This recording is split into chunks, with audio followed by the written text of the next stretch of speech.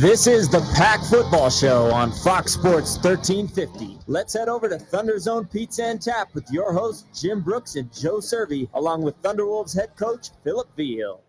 And good evening, everybody. Raucous crowd. They're ready. It's playoff time. Tuesday. Short Tuesday notice. night. Yep. Tuesday night. We got some kind of function tomorrow for some guy. I don't know Oh, my gosh. Let's get it out of the way. We're on Tuesday night here because tomorrow's the Greater Pueblo Sports Association Hall of Fame induction banquet. And my broadcast partner and work wife of more than 23 years, something like that. 25. Jim Brooks is being inducted in the GPSA Sports Hall of Fame tomorrow. So congratulations. Yeah. It's awesome. It's yes. awesome. You know, it's the second Hall of Fame he's got in the last 2 months. So, which one means more? Right now, CSU Pueblo means a lot more tonight on this occasion. You know, I'm only in one Hall of Fame, but I got in a year before he did, so I feel I got a little bit on him. So, not much on him, but a little bit. So, you have a Hall of Fame broadcast crew. I don't. Yeah, that's. I mean, you're in the Hall of Fame. That's elite. Well, you're on the fast track. You know that. No, not me. Yeah, you keep winning games. That's what happens. You just keep recruiting good players. That's the big thing. You keep winning good. But we got to introduce our guests tonight. These two of my favorite people. One, I feel like I've known him since he was born because he's been here forever. Zach Rakowski, the wide receiver, I love him. One of my favorite players.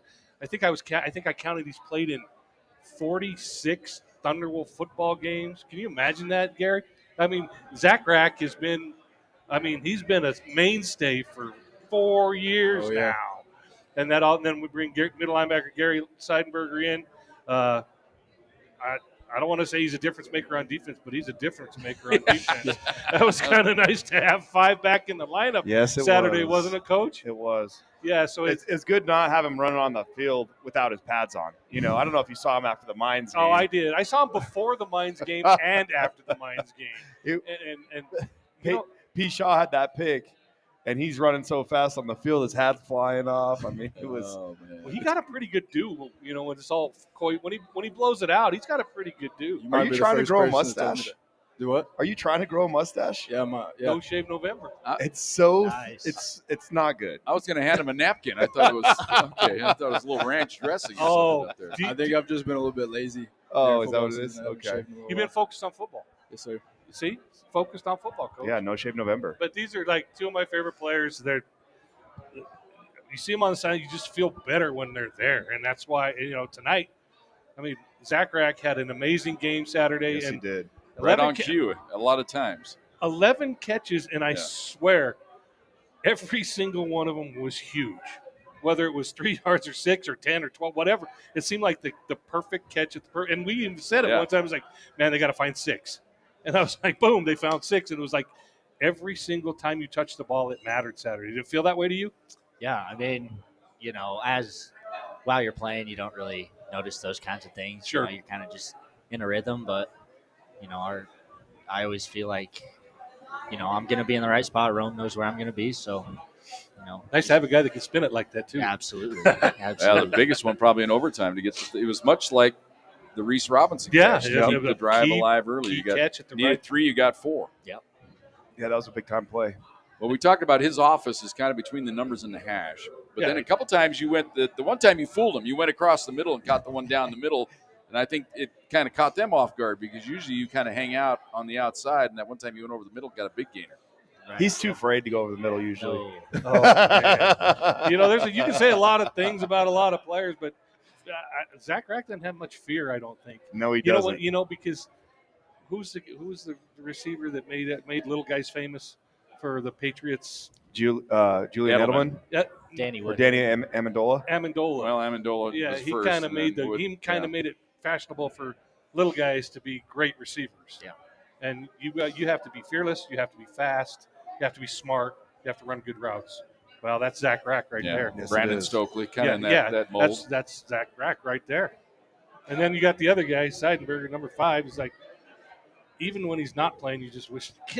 I don't like when you come out of the game to catch a breath. Yeah, I don't either. Yeah. He definitely doesn't. No, I look out there, and when there's a big play and there's about 5 numbers, I got to see, and if they're not out there, you get a little nervous. You get a little jittery. My pulse quickens a little bit. I'm like, Cade, There's some guys out there. And you're the other guys do a good job, but I feel you're like that 5 is like the security blanket. Well, Phil, let's revisit the game a little bit. It was kind of like a trip to the dentist, is what I always like to say. It always works out at the end, but a lot of uncomfortable moments when the drill was out, when things weren't quite going the way you wanted them to go. But eventually, everything turned out perfectly. Yeah, I showed, obviously, really proud of our team, really proud of, again, we find ways to make plays at the most opportune times for the Pack. And we did that again on Saturday, whether it was offensively or defensively. And um, it was impressive to see. I think, we probably played the toughest 3-game schedule in the entire country these last 3 weeks. And to be able to come out unscathed, I'm just proud of their resolve, proud of their grit. Just like you said, there's a lot of ups and downs in that game. I think you look at the stat sheet, and I showed it to the team on Monday, and I was like, what would you say the final score of this game was? And we outgained them by 300 yards on Saturday. We had 38 minutes of time of possession. 12 first downs, over 50% on third downs, held them to under 30% on third downs. It just everything that really for them that they needed to have happened on Saturday. Jackson has been an unbelievable kicker for us all year long. Had an off day on Saturday that hurt us. We went 5 for 9 in the red zone, which you can't do, and obviously that hurt us. Guy takes 192 to the house, not touched, which is unheard of, no doubt. And so there were some things like that on Saturday. And a pick and a fumble. Yep. You think those? If you're a head coach and I say you miss 3 field goals, you give up a 92-yard kickoff return, you have an interception and fumble, you say we lose that game. Yeah. But then you also look at what you just said about the stats show just a dominant performance by our guys. It's got to translate on the scoreboard. Well, both the units, and especially defense. Put them in a number of bad spots, but they kept coming up with fighting. Big play after big play. Realistically, they scored 10 points in regulation on our defense, and they played fantastic. I thought their one touchdown might have been a gift because it should have been 4th and 2. They gave them the spot wasn't the greatest spot in the world, and then so they. And there was a false start on the play too that wasn't called, And again, it is what it is. We found a way to get it done at the end of the day, and it's again credit to these guys and just their resolve, their belief, and playmaking ability. And that was against a playoff team.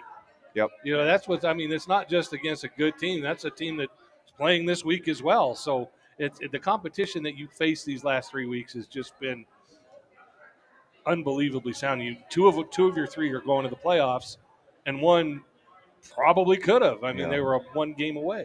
Well, I think too, obviously, this especially, senior class, honoring those guys on Saturday, and we've got 23 seniors that have meant so much to this program, so much to me personally. Just, most of them have been here for all 3 years that I've been here, and nowadays with the portal and things of that nature, guys can jump in and out whenever they want to, and these guys chose to stick around and believe in what we were trying to establish here, and we haven't lost a conference game since week 3 of 2023. Isn't that crazy? And a lot of it is the credit to these guys and their buy-in. Gary's been here, a 3-year starter, a huge piece of that. He's part of your initial class, but then you got a guy like Zach Rack who's a holdover from the previous administration, and it's blended seamlessly with these guys. It has, and I'm just so proud of them. We're the only conference in the country that got 3 teams in the playoffs and went undefeated in conference. And it's just, I think people take for granted how hard it is to win football games, and when you've been in the battle that we've been in the last 3 weeks, it gives you confidence. It gives you confidence going into the playoffs. Felt like we've been in the playoffs the last 3 weeks. I know the fortitude that this team's going to have, and I know when people turn on the tape and they see the resolve and the grit, it's going to strike some fear in them. Well, the common denominator in all 3 games, you needed a touchdown going into the locker room. In all 3 games, you got one. In this game, fall down 14-3. You had to have a drive there, and you got it again. Yeah, we did. I think, obviously Roman's performance on Saturday was pretty special. He 66 attempts, 40 completions, 3 touchdowns, 450 yards thrown or whatever it was. And, I thought the best thing that he did on Saturday was move around in the pocket. Yeah, he had a good run. That was a big run. He moved really well in the pocket, kept his eyes downfield. That was the touchdown that we scored before half, and then in the fourth quarter when we absolutely needed it, he took off and lowered his shoulder. And maybe that was the second. When was that? I don't know, but he just did a good job. He had the scramble play too, where he ran up on the line and got the pass off to Keon. It got it down to the one. Yeah. That was a huge scramble there. It was. Buy some time. But he just did a really good job in the pocket, navigating that, and just proud of all of the guys. I mean, even think about in the fourth quarter where, their kicker just made a 58-yard field goal. They're in field goal range. Ball's on, plus 39 or something like that. And P. Shaw comes up with a huge pick. Yeah. Crazy. And but at the exact right time that it had to happen. Correct. So it was awesome to watch these guys fly around and make plays and do what they've done all year long. It was a lot of fun. Well, with that said, their team, many teams we've seen around the conference would be in an onslaught like that, but they just kept playing, didn't they? They just kept saying, you know what, we're all right, even though they're kind of moving around on us. They'd get tough when they needed to get tough. Yeah, it was a physical football. Really 3 weeks of physicality, and we talked about all week long that the toughest football team is going to win that game, and I think we were the toughest team in the game, and I think it showed. Even with all the things that didn't go our way, we still found a way. And it's a lot of decisions you had to make in the game. The one decision we were talking about, wondering were you going to have to make in overtime when it was 3rd and 3, if you didn't pick it up, were you going to go for it, or were you going to run the kicker out there and go out and kick it? We would have kicked it. I trust Jackson. I do. He's a stud, and I have all the faith in the world in him. And had we not gotten it on 3rd down, we would have sent him out there to kick the field goal. And then even you had the situation where you had to delay a game that made it 9 yards to get. That was a mistake on my. That was my fault. I didn't see the clock. Just being honest, I was waiting for him to snap it, and by the time I looked up, it was at 1 second, and I was about 30 yards away from the referee, and that was my mistake. When you get those shot clocks from play clocks from mines, you can see them from space. Yeah, exactly. Those are the biggest play clocks I've ever seen when they're like mini scoreboards. If you got a delay in that game, it's because you were blinded by the double zeros. That was a mistake on my part, and I thought realistically, I thought our time management, clock management, the last 3 games outside of that have been really good, and I just missed it. I'm being honest with you. I just missed it. Again, overcoming things that. Really, this is what it was. Is we knew what we were going to call the next play, and we needed a little bit more space. No, there you go. You know what I'm saying? There you go. And so exactly. It's like, Selby don't want to get all an extra 5 yards here. That's the old. I meant to do that. Yeah, it's chess, not checkers. Yes, I meant to do that. No, I got this. Just relax. No, it was awesome. Relax. And Gary, the defense in overtime. Okay, talk about a little bit about the mindset. You just got to. It's crazy. Yes, sir. They put the ball out on the 25, and normally the offense should score every time they get the ball there. But we talk about putting out the fire on defense, and we work on that every week, and we really take pride in that as a defense. And so, they get the ball down there. We're excited to go out there and prove a point. And they kind of got us the first time. We made a couple mistakes, but the second time we figured it out, and it was a 3 and out. Got the ball back to the best offense in the country, and they went and won the game for us. You guys seem to do a very good job of adjusting on the fly. Is that an accurate statement? Yeah, and I think a big part of that is, like y'all said, we've been here for 3 years now, and it wasn't like that 2 years ago. I can promise you that. Yeah. And so that just goes to show the coaches that we have and them working with us, and the culture that we built here. All right. It was great. I enjoyed it. Oh, it was. You guys want to hear some highlights? Is it highlight roulette? Well, no, we're going to go straight. Okay. We're going to go straight forward. Okay. But we're going to go ahead and do that after this timeout. Reminder that the Pack Football Show is brought to you our friends at Rustler Implement out there on the Mesa, your premier Kubota Case International Harvester, all that good stuff. New Holland as well. They got implements out the wazoo out there. Make sure you like their Facebook page, $100 gift cards. And they're out there on the Mesa, plus they're in Rocky Ford, same family, same name, since 1960. Also brought to you by the Ford Motor Company. Just got some new Ford Motor Company spots today. Unfortunately, we can't run them during the football broadcast on television, but we can put them on TV, and they'll all be for basketball year long as well. Howard Front Range Roofing, our other sponsor, along with Cake One. Of course, our friends here at ThunderZone Pizza and Tap House. It's $15 pizza night. Any 2-item pizza, $15. Cannot beat that whatsoever. So You know which come one on out we'd and order? join it. Yeah, Pepperoni and hot honey. exactly. I might even put a little sausage on there too. I want Yeah. to see what the sausage would be like. I did have the green chili burger on Victory Saturday after the ball game. This place was a madhouse, Phil. I got here an hour after the game and it was still rocking and rolling. They said during the end of the game it was crazy too. But How about that crowd? 7,000. yeah, it was just a great atmosphere, and we look to get that again this week. All right, we'll come back after this timeout. We'll have highlights for you. Comes your way next. Pack Football Show on Fox Sports Pueblo. This is the Pack Football Show on Fox Sports 1350. Let's head over to ThunderZone Pizza and Tap with your hosts, Jim Brooks and Joe Cervi, along with Thunderwolves head coach, Philip Veal. And welcome back. Pack Football Show.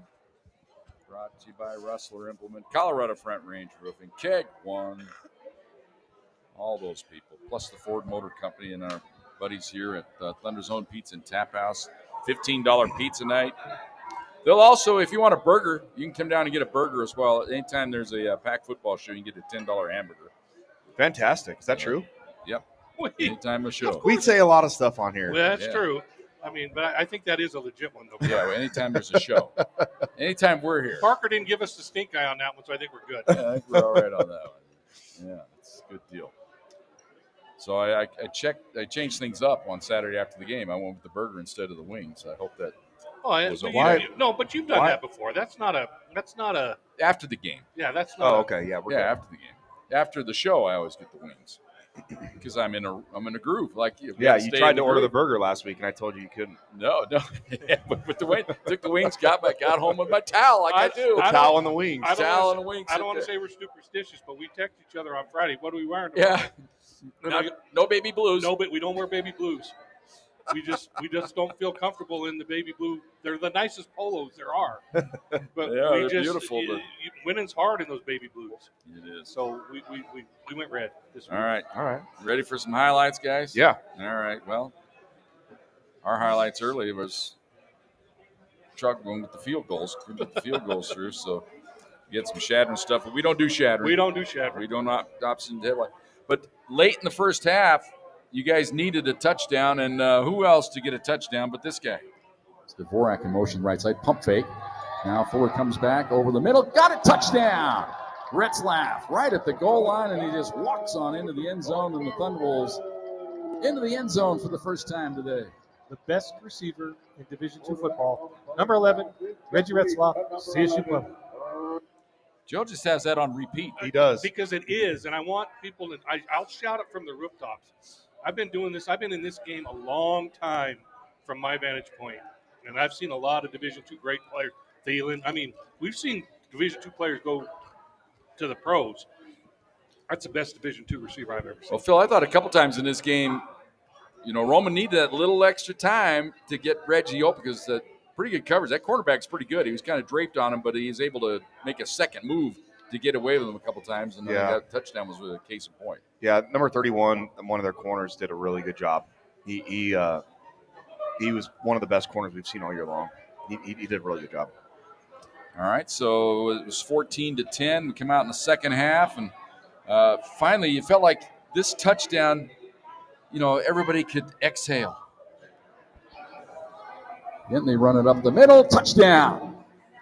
Keon Martinez, soft right tackle, and he gets into the end zone there. They sealed that edge, and Keon just kind of picked his way along the line of scrimmage, found the hole to step on into the end zone.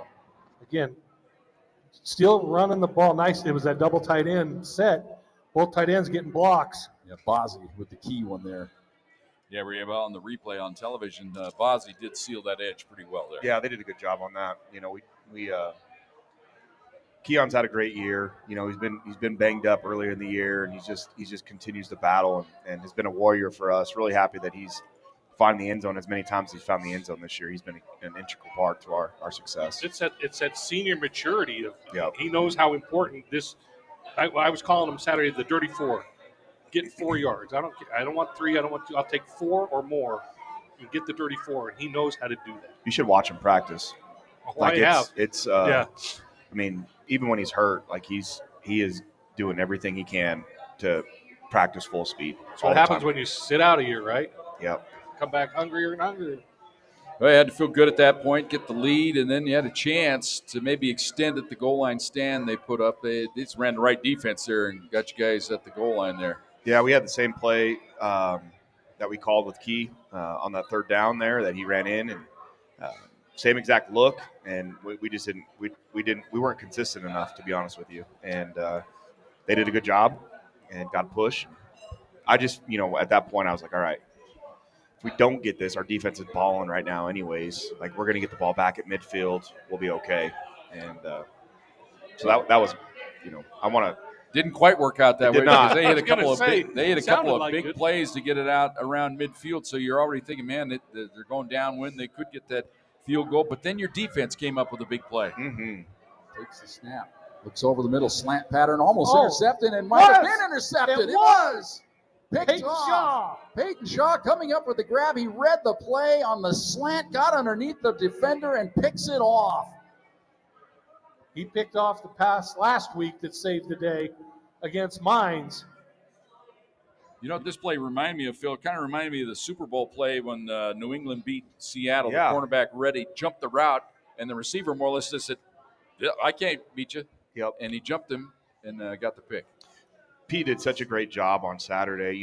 He had the hard task. We played a lot of man coverage on Saturday, and he was covering Tommy Thomas the entire game. And who was quiet for a long time. He had 2 catches for 50 yards. Yeah. And one of them he had 47.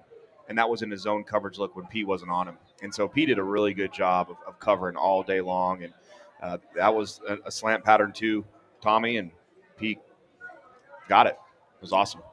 So then you get late in the regulation, and Zach, you had that great play. We don't have the highlight of it, but I'm convinced the defense thought you were going to go out of bounds. It just seemed like everybody kind of relaxed because you looked, well, we're going to stop the clock.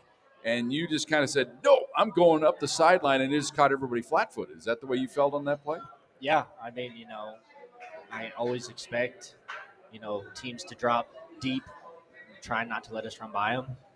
So I'm always expecting the ball, and then, after that, it's just everything kind of blackouts for a second, and it's just playing backyard football. So make a couple guys miss and see what you can do, kind of. And then, Phil, we don't have this highlight, but then we kind of pointed it out on the air. It was kind of in a bad area, the 29.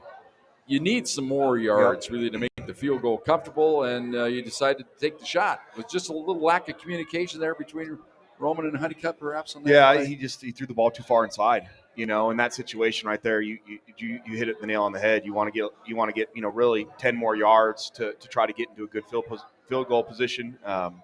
We had some timeouts left still to use at that point, and he threw the ball 66 times. He made one bad decision with it, and unfortunately it was at that point of the game. But again, it worked out. We ended up going to overtime and getting it done. Even the shots you took that you didn't connect on were there. Yep. And that's one thing we kept saying is like, they're there. It's that was there all day. I know it.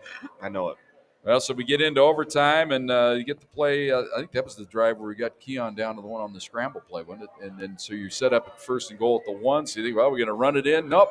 Let's go to Old Reliable. Patton is into the game. From the gun, Fuller takes the snap. He's going to pass it. Goes to Retzlaff, and he got it with one hand. Touchdown! Touchdown! Retzlaff, a one-handed grab, and the Thunderbolts have taken the lead in overtime. Our crowd might kind of went on steroids there. It's good, though, on that highlight. It was really good on that highlight. There, and as it turned out, we talked about it, on the video review, they don't get the same angles that we got, so I immediately said, well, I'm afraid that one's going to get called back because he kind of rolled over on it. But you guys use a different – talk about the camera systems that are used by the coaches on the review. Yeah, so, what we get on the sideline with the iPads, we have two views. We have a wide shot and a tight shot. And the cameras that you guys see for, the streaming, they have like 6 or 7 different cameras all over the place. And so the cameras that we saw on the video board, which I was not very happy that we were showing that on the video board. Yeah, that was a little. Yeah, I saw your reaction to some of that. Yeah, I just, let's be smart. Yeah, like they don't throw the challenge flag if we don't show that on the video board. Right. And like we don't have to show everything on the video board. Like let's just not show that just one. let it roll. You know what I mean? But there's a couple times this year, maybe 3 or 4, where Reggie caught the ball right in the end zone, wasn't it? Correct. And so it's like, it's just, Football. it's even Steven. But for him to make, Tell Jay that. and the ball never hit the ground.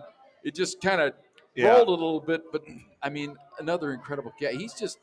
He's becoming adept at it. Just because they're always tugging on him, holding. He could have thrown a flag for interference. So he said, "Well, you're going to tug this arm. I'll just catch it with this arm." Yeah, he's really special. Contested catches is what he's about. So we get the touchdown there. Shadron comes back with a touchdown. The scramble play. Their quarterback played pretty well in spots. He's a big physical guy, tough to bring down. Yeah, I mean, you could see why he was at San Diego State before he went to Shadron. Physically has all the tools. So then in overtime, the second overtime, your defense comes up with a huge stop to get them to keep them out of the end zone, and that turns out to be probably the play of the game for sure. To force the field goal, they made it. Give their kicker credit. So we haven't won a toss in forever. It seems like. We talked about that. Goodness gracious. Well, okay. In your defense on Saturday, you didn't. They won the toss. You didn't lose it because you didn't call. But at Mines, brutal. Yeah, TD botched both of them. I really blame Zach. Zach before this year was 100%. And the game that I needed him the most to know was at Highlands with the wind the way that it was. And I was like, all right, Zach, go get it, Well, one of the most brutal coin flips in the history of Thunderwolves football was the coin toss against Grand Valley. Well, he's over there, so we don't want to bring it up. Yeah, well, exactly. We gave him it was the ball game. And the wind. Yeah, we said, well, why don't you take the ball and the wind and hit us over the top? First play. Right off the bat. And it's like, oh, my God. And then they hit again, so it was 14. It just kind of went downhill. We're such good hosts. We'll give you the ball and the wind. All right, so we get into we get our possession now. It's in double overtime, and it was 2nd and 3. Thought, we're all right here, and then only get a yard, so it's 3rd and 4. Get the delay game penalty. Chess, not checkers. All right, so it's 3rd down and 9. Needed more room to operate. They're going to come with max pressure, and your offensive line, I think that was the key. Gave him enough time. He get hit on the play, but he had enough time, and he makes this play.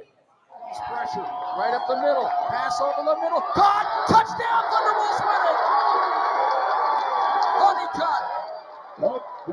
Finally in sync with Roman Fuller, who stood in there and threw it down the middle. And Honeycutt comes up with a touchdown. Complete to number 10, Okay, enough of that. Somewhere in there, I'm in there. But that tells you how big the crowd was excited right there, Phil. I mean, you had to feel it on your side. I mean, and everybody you guys go nuts out on the field. I felt it next to me. Yeah, it was kind of a packed sideline. Talk about just how Honeycutt seemed to just shake his man. He got wide open. And I was field level for that play, and I was kind of watching Roman move, so I didn't see how he got free. Yeah, he just I don't even know what kind of release we call that, but jab release, worked back inside, and DB went outside and, created enough separation for Roman to be able to spin it in there. Well, on an imperfect day, they get a lot of pressure up the middle maybe there and force you into disaster, get a sack, then you have to try to kick a 40-some yard field goal. But the line held – there were many times they were crashing. Yeah. And your line held up so many times, and then Roman was able to find the spots to step up into the pocket. A lot of times you can't step up into the pocket, but he was able to get good footwork on that play and delivered a strike like he always does. Yeah, Roman did a really good job, like I said earlier, just of being able to maneuver in the pocket. And they, for being a dual threat guy, most defenses really don't cover him in the run game. It's weird. So You're calling him dual threat, so he's got a couple rushing touchdowns. If he's Come on. listening, Roman, he said it with a straight face. He actually, how many yards did he rush for on Saturday? Do you know? Was it negative? No, well, he got sacked. Well, I guess He's sacked throwing a couple sacks. But Because he guaranteed, he put the line, he said, I asked him in one of our meetings, I said, how many yards are you going to rush for on Saturday? He said 40. And I said, oh, you got to bet. Wow. I said, where's the line at? Like, Yeah. what do we think the line? He goes, 17 and a half. And everybody in the room goes, I'll take the under. Yeah. Speaking of line, we don't have a highlight of it, but I believe it was Arthur Brock who just hurled, just left the game and ran to the sidelines. And I swear I felt so bad for this football player because you could tell he was leaving it literally on the field. He left it on the field. And then he wiped his mouth, put his helmet on, was back in. I'm like, that's tough, right? And that's a Pueblo kid right there, baby. Mm-hmm. I love that. I once did a rally. radio live report once of a Bell game. It was when they played in the afternoon, believe it or not. A Bell game on a Saturday afternoon. I was on the sideline, and they threw it down to me for a live report, and the guy ran off the field, and he threw up right on my feet. Yeah, there you go. I did the report well, the guy just threw up. Hey, back to you. Bring it. Yeah, bring it's it. You know why they played the Bell game for a while during the day. They used to brawl. Yeah, exactly. That's when they had the cage around the outside. I remember it looked like a prison. This is a Pueblo. You guys know the Bell game where they get 10,000 people. Yeah. Yeah, I'll meet you on that side of it looked like a prison. There's an old lore that one year they wouldn't let them play because they would fight too much. So they stood on each opposite sides of the river and threw rocks at each other. Oh, my word. All right, hope you enjoyed that highlight package. We'll come back. We'll have questions for the coach and the players if you want. 719-671-7574, 719-671-7574, or you can tweet Joe on the old Xbox, and we'll get your question on the air. ThunderZone Pizza Tap House Pack Football Show. We'll thank all of our sponsors after this on Fox Sports Pueblo. This is the Pack Football Show on Fox Sports 1350. Let's head over to ThunderZone Pizza and Tap with your hosts Jim Brooks and Joe Cervi, along with Thunderwolves head coach Philip Veal. Pack Football Show. Lost some of our audience. They're heading to volleyball. Yeah. So How about CSU Pueblo hosting RMAC volleyball tournament volleyball for the first time in school history? Jordan's doing a great job. That's amazing. I covered her when she was a player here. She is crazy intense. Yeah. Man, oh man. But she follows a long line of crazy intense Well, that's true. coaches. Yeah. So, I mean, that's nothing new over there. Who was the former coach? I can't remember who he was. Are you really being serious? I can't see him. Austin Albers. I know. I'm just saying. I was going. I couldn't see him. He's a short guy. I was going one before that's that. Crazy. He's vertically challenged. I was going Jen Gomez. Yeah, Jen was. You got a great story about Jen when she's yelling into the people can hear you, Jen. Quick kids. story, volleyball, CSU Pueblo. They hired Jen Gomez, great coach, player, everything. She has her first game. It's like on a Tuesday night like this, and about 10 people in the gym, and they get to serve, and the first serve goes into the net, and she yells one word, and it's not the word you want to yell in an empty gym, and everybody heard her. I go, they can hear you.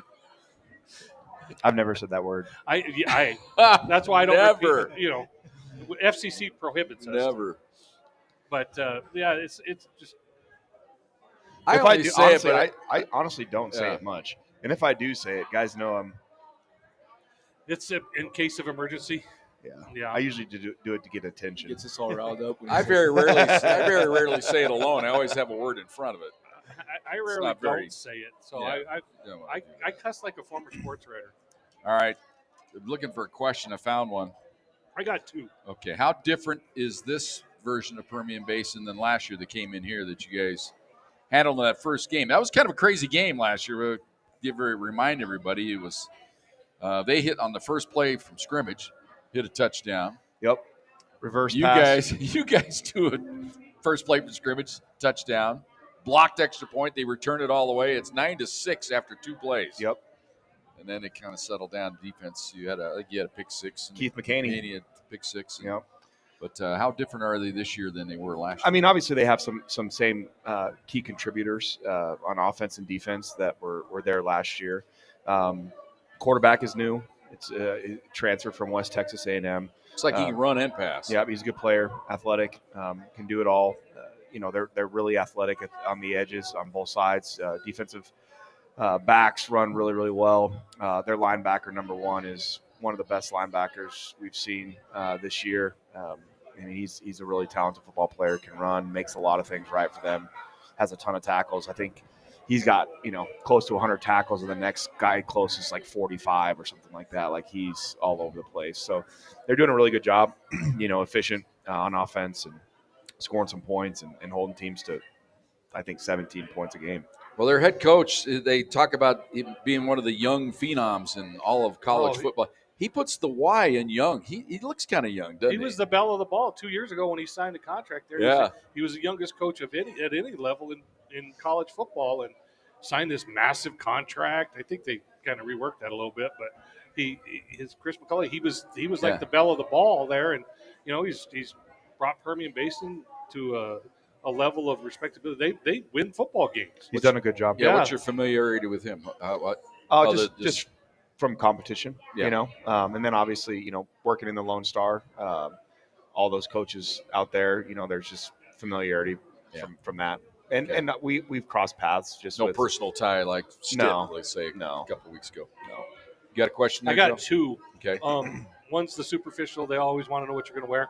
Have you decided yet? Yeah, all red. All red. Okay. Nice. We're breaking out brand new red helmets. Oh. I'm just kidding. We're not. Oh man, I was ready for that. I was excited. I was going to say you were breaking out new red tops with white numbers so that we could see them instead of all 26, 27, 28, 20. They all look the same. I would love a red helmet. That's awesome. That would be cool. Yeah. So that would you go red or would you go navy with your helmet? Yeah. I'm a white helmet guy. No, I'm just saying alternate. Alternate. Yeah. I really like the navy look on Saturday. But if I was going to go alternate helmet, I'd go navy with the helmet. You would go navy blue. helmet. You have red out. I'd go all blue for your alternate. But see, our Thunderwolf logo wouldn't pop on a blue. No, helmet. you do the pack in white with the number. Would. Yeah. Okay. Yeah. All right. It'd be like his. Yeah. But just with blue. Okay. Yeah. I could go for that. So then. that and the other would be sharp. The real question I got. I mean, that's a real question, but not super. Is there a sideline or / roster limit for playoffs, even at home? Yep. What's that number? Yeah, so we get 58 players total that can dress out for the game. So that's a drastic number of reductions. It is, especially when we travel, we can travel 66. And so you're talking about 8 players that, are normally traveling and playing for us on road games are not even allowed to dress out on Saturday. And so, that's where, there's some bubble guys that really it comes down to their contribution on special teams and how much they're playing on teams. And if they're playing a ton, then they're going to get preferential treatment over a guy that maybe he's on, one unit, Sure. And so, and if there's guys that, if we have 2 guys that are really doing the same job, we'll consolidate that down and one guy's going to go and the other guy's not. That's probably not a fun job as a coach. I was going to say, this has to test your diplomatic skills as well as but you just like, well, you know what? It's business. It sucks, to be honest with you. Like, it's just, one of those, if I'm being honest with you, NCAA budgetary issues that I think is stupid. Like, these kids. You're at home. Well, not only that, but like these kids have worked their tails off all year long to put us in this position. And now we're going to say, oh, you're not good enough to dress out on Saturdays. Like, that's, to me, I guarantee you Georgia doesn't have a dress list roster when they go and play in the college football playoff. Like, what's an extra 10 guys going to do? Really? It's immaterial. It's just, it makes me mad, if I'm being honest. Obviously, you can tell. Well, they have a lot of different rules. You can't have rock on the field. So we saw today, that was great. Going to carry the portrait of rock out on the field. What is the point of having home field advantage if you have to be neutral in everything you do? They sanitize it down so much. What are we doing? And this is not new, so this isn't a rule change. We've dealt with this a long time. But if you go to Mesa, they couldn't bring out the cow, or you couldn't bring the donkey at Mines or whatever. So the live mascot thing, they sanitize it to the point where I don't know why. What's the point of getting a home game? In home atmosphere, that's why you play it. Correct. Like we've earned the right to be at home. We should be able to have a home field advantage with everything that we do. Sure, and you will still, but for sure. But we all are on. I mean, Lee we're does on the such a same great page. job. We're on the same page with this. I'm listening to those highlights and touchdown Thunderwolves. Well, we can't do that on Saturday. Touchdown. You can, but you just gotta you gotta see what kind of exactly. You gotta see what kind of limit your announcer will push. Yeah, exactly. I might have to slip Lee at 20 or Yeah, something. say, come on, man. do it until they tell you not to. What are they going to do? Yeah, remove you. Yeah, what are they going to do? Kick you out of the place? But that is kind of. Well, I gotta. One year we had West Texas A&M here. Remember we tried to even have an agreement. Said, well, we'll let them bring let them both bring their. Since that was bowl Tundra, or whatever. Tundra can run out, bring their bowl. We'll do it all right because they're only 6 hours down the road. They still said nope. Even though I said, well, we're both going to do it. Nope, neither one can do it.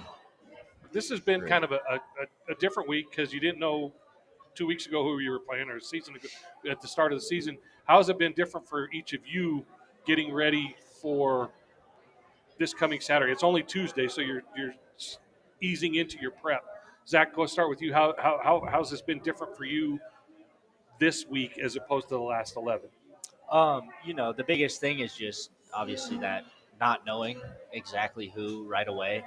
But our coaches also did a good job of spending that extra time that they have to because we're already pushed so far behind. So, I think it's just, kind of just hitting it hard earlier and more often right at the start, with the film, game plan and all that stuff, asking a lot more questions, these first couple of days as we're watching film and stuff, just because you don't have all that extra time that usually you do during a normal week. So, yeah, I think just asking a lot more questions has been the biggest thing.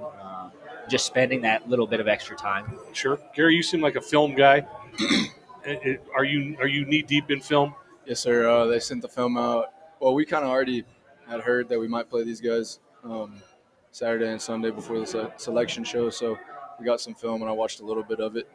And really the only difference this week was Sunday night was a little different. Monday morning was a little different, but we've gotten back on track now. So it's really just a normal week again. So just another routine week for us. Trying to get your bodies right while you're getting your mind right, while you're just trying to stay as calm as you can, because we get geeked up because it's playoffs. I'm sure you guys do as players and coaches do as coaches, but you got to maintain that sense of calm just so you don't get too high too fast and burn out. We talk about that. Coach Veal has told us that really there's no such thing as big games because it all means the same to us. We take it one play at a time in the moment that we're in right now is the most important. All right, we're going to take final time out. We'll come back. We'll talk about Texas Permian Basin. They are the Falcons, by the way. We'll be talking about them after this timeout. Pack Football Show brought to you, of course, by Rustler Implement, as well as our friends at Colorado Front Range Roofing, the Ford Motor Company, and, of course, Keg One. And time to get on down here to ThunderZone Pizza and Tap House. $15 pizza night, any two-item pizza, or you can order a hamburger for $10. It's a good deal. Pack Football Show right here on Fox Sports Pueblo. This is the Pack Football Show on Fox Sports 1350. Let's head over to ThunderZone Pizza and Tap with your hosts Jim Brooks and Joe Cervi, along with Thunderwolves head coach Philip Veal. And welcome back, Pack Football Show, ThunderZone Pizza and Tap House. Last chance to thank our sponsors, Rustler Implement, Keg One, Colorado Front Range Roofing, and, of course, the Ford Motor Company. Proud sponsors of the Pack Football Show all season long. We didn't get a chance to talk to you, but do you want to go Tuesday next week? Or do you want to go Wednesday? Wednesdays are kind of our thing. Well, it's a day before Thanksgiving. We didn't know how you want to do it. Yeah. We'll talk about it after. We'll decide. Yeah. We'll decide about things after. So you got to figure out what you want to do. We'll talk Saturday after the win, and we'll figure it out. There we go. Well, the radio station. Let's have a great Wednesday practice first. How about that? Okay. All right. Well, so Dean, we don't know where we're going to be next week yet, so we'll tell Aaron as well afterwards. But we're back. Let's talk about Permian Basin. We've already talked a little bit about their explosiveness. That's the first thing that jumps off the table. These guys can score a lot of points if you get a little careless. Yeah, they're doing a really good job of driving the field. I think it's not just explosive plays, but they're leading. I think or really close, maybe second or third in time of possession in the Lone Star Conference, and their third down percentage is really good. They're converting at a high rate. Like they're doing a really good job on offense, moving the ball down the field and sustaining drives. And so they can hit you with explosives, or they can grind it out. And so we've got to be really good on defense from that standpoint. We've got to be really good on first down to put them in predictable pass situations. And then, obviously we have to try to affect the decision maker. That's going to be a big key for us. It's a big key for us every single week. If you can affect the decision maker, you're going to have a pretty good chance to win that football game. And you look at the highest level. I mean, Patrick Mahomes is very average rattled. when the Broncos were getting after him on Sunday. And so we got to find a way to get after that kid and try to contain their receivers and their tailback and their tight ends. He got an ability that is. We know he can run a little bit, but is he that way, or is he look to run on the edges, or is he escape out of the pocket? Is it one of the guys you got to contain, or how do you approach a guy like that? I mean, really, they're going to use him in everything. So they're going to obviously use him in the pass game, but if it's not there, he's shown that he can take the ball down and go run and scramble. He can also scramble to throw, which I think is. So he's comfortable both ways, in the pocket or on the edge. Yeah, he is. And then, they'll use him in the run game as well. And so you got to play 11-on-11 football, and you got to make sure you have great gap and eye discipline, and you got to make sure that you're doing your job. Well, Garrett, sounds kind of like a game plan the last 3 weeks. Kind of the same drill. Yep. Week 4. Yes, sir. We're used to it. So. Yeah, it's a guy that can do everything at quarterback and stop him. Yep. Now, for you, Zach, on offense, their defense, what do they pose? What kind of problems do you look for, or what things do you we're not going to ask you what exactly you're going to exploit, but have you found some things that you've seen that say, hey, maybe that'll work? Yeah, 100%. You take some things, seeing what other teams do, but also just, we believe in the stuff that we do too. So, we're going to continue to do what we do, no matter what the other side of the ball is doing each and every week. And we're just going to keep. Well, I'll ask you that going into a game, you got the headline performers on the edges with Honeycutt and, of course, Retzlaff, and TA can get deep as well. So you kind of got to know, you know what? I like that. They could take all the attention. I'll find my spots. You're kind of the wild card of this whole thing, aren't you? Yeah, no kidding. I mean, our whole room, man, is just they just impress each and every week. It's a blessing to be able to play with that many just people that everybody believes in and knows that they can go and make the plays that they do. I hope Verlo Smith came into the game, made a contribution. I mean, that's nice when you come in there and get a play. I had a guy tweet me today. He said, I said something about Roman getting the Colorado chapter player of the week and RMAC player of the week for the first time this season. How it's not the first time this season. But he goes, yeah, it's nice that he has 11 out there. I said, and 12, and 10, and 6, and 8, and 8. I said, run down the list. It's an embarrassment of riches. Yeah. And those 5 guys up front. I mean, that's what makes this whole thing go, Phil. And you know it. I mean, that's been the key these last 4 games, I think, is just being able to keep. I mean, a sack is a game wrecker. It can then you get your quarterback jittery. But Roman is, they get to him once in a while. But, man, consistently seems like he has time to make plays. Our offensive line has done a great job this year. Coach Davis has done a great job getting those guys on the same page. Preston Jarvis, our center, has done a really good job identifying and making sure everybody up front's on the same page. And then when Roman needs to switch protections or change things, he's done a great job of seeing it and being able to communicate that. And, again, I love having Reggie, love having Zach, love having Sully, all these guys, Keon, all those guys. None of that matters without those big guys up front. And that's where our offense is taking a big leap, in my opinion, and that's why we're where we're at. And I guess you'd love to see the same atmosphere we had as last week. I mean, that was crazy. Unbelievable. The crowd, they were there early, they were there late, and I mean, they're roaring. I mean, it was just an awesome atmosphere. It was. And I really appreciate everybody from Pueblo that came out and supported us. We're going to need you again this weekend.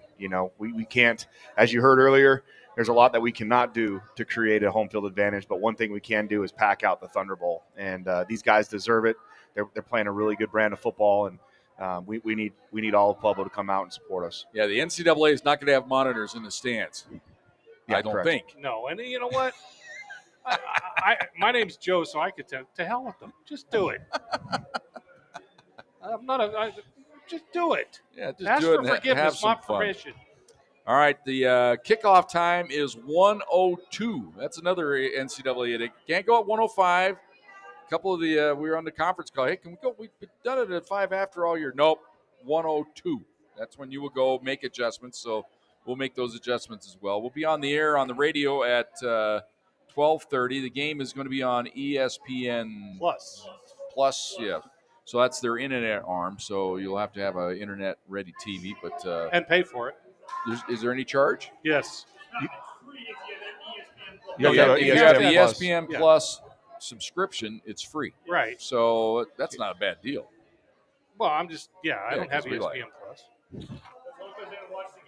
Yeah, so if you're going to do it, you might as well subscribe for the year and get your ESPN Plus. There you go. But we'll be on the air on Fox Sports Pueblo at 12:30 with the pregame show. Kickoff at 1:02. We look forward to having you join us. If you can't make it out to the stadium, better yet, come out to the stadium and you can listen to your iHeart app. It's always about a play behind, so you can hear how we describe the previous touchdown That you just of the saw, Thunderbolts. what you just witnessed.